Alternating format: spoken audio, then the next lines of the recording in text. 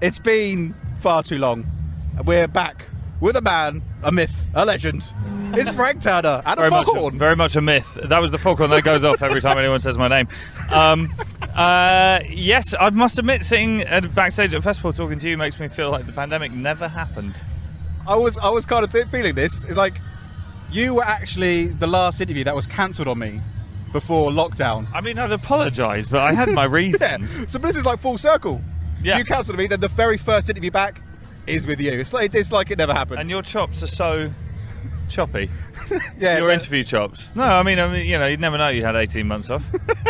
I mean, Yeah. that was a compliment.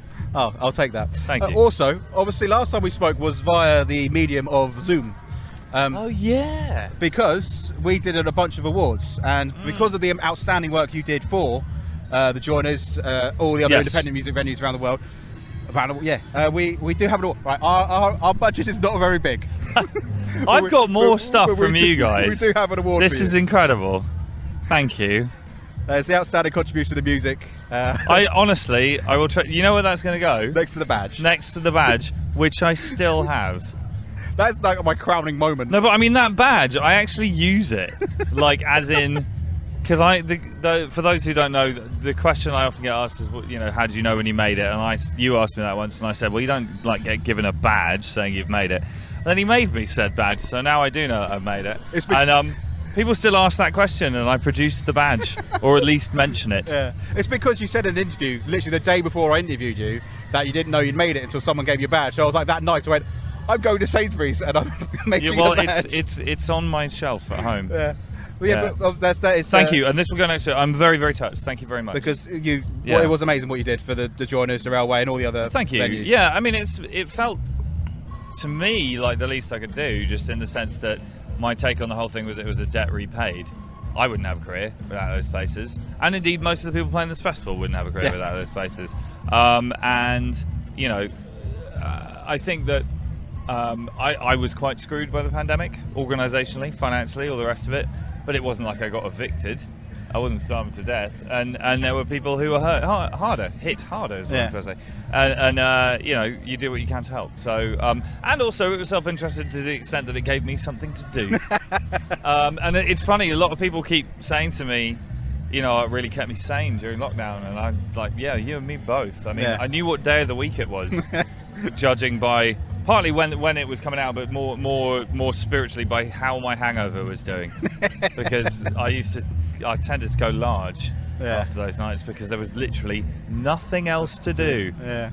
So, but I was going to get onto live streams because you previewed a couple of new songs, and there's a song in there which I wish we had more time to discuss. And at some point, hopefully, you'll be doing a tour and we can sit down a bit longer.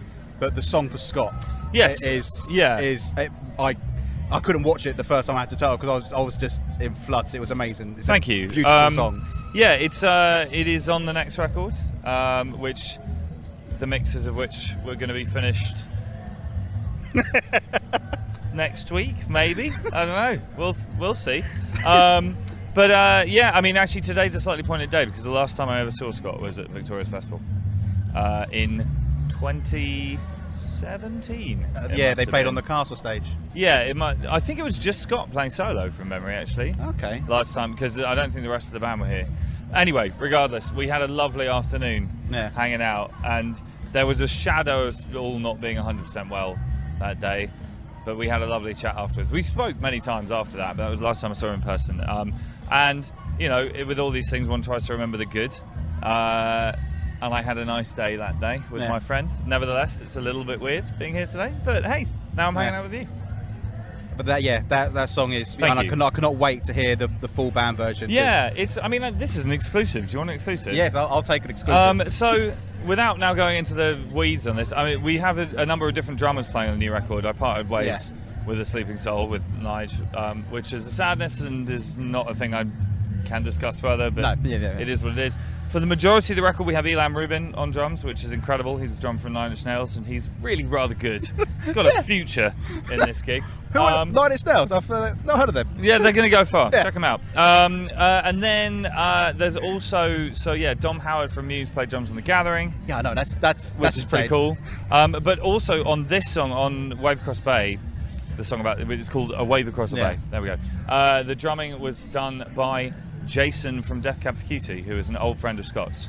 That's really cool. And we asked if he'd be interested, and he was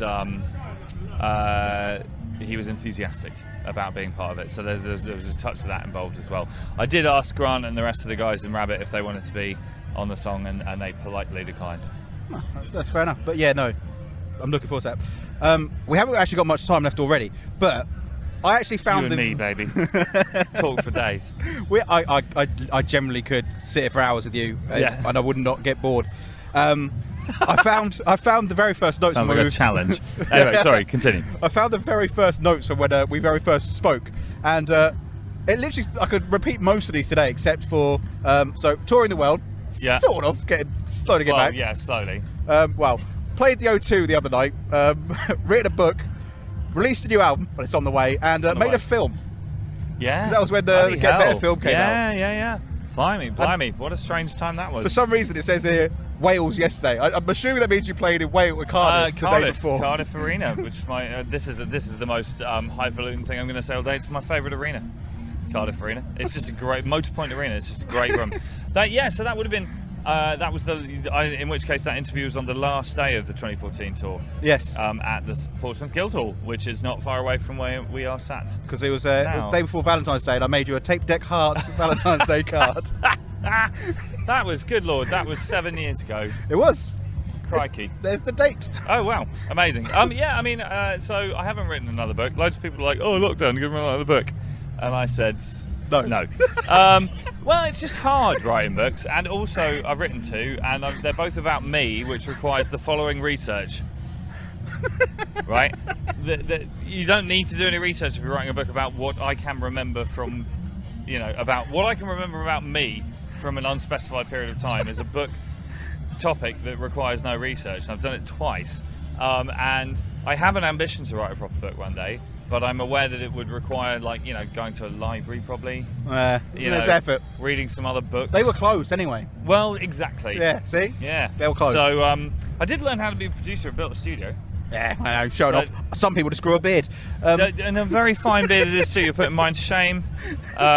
That's the only thing of yours I can put to shame. This incidentally, this has got nothing to do with anything, but I have to share this. My friend Helen and I have known each other since 1997, right? And she's a dear friend of mine. She lives in France these days. She came over the other day with her daughters, and she came round my house to say hello and hang out.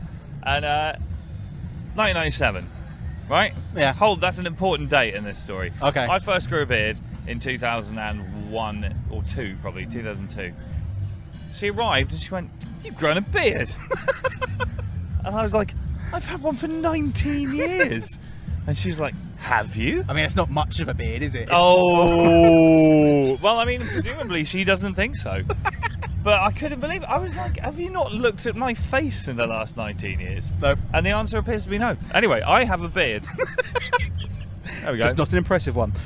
Right, just some quick fire questions from some fans. Bradley wants to know, what was the first ever band t-shirt / merch you brought? Can I have a guess first? Yes. Was it Maiden? Yes. Boom. It was Fear of the Dark, and there was a photo of me, and the first time I ever got pissed, I slept it off on my grandma's sofa, and I'm wearing a Fear of the Dark t-shirt. It's pretty cool. Amazing.